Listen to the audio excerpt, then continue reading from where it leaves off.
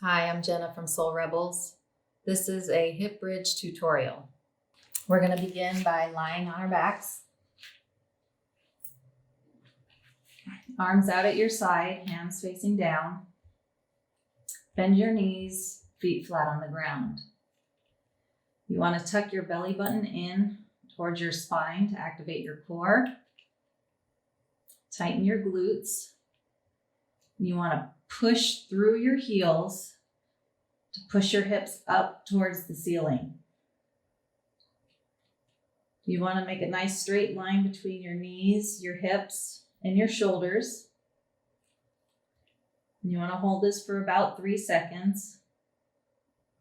The stronger you get, the longer you can hold it.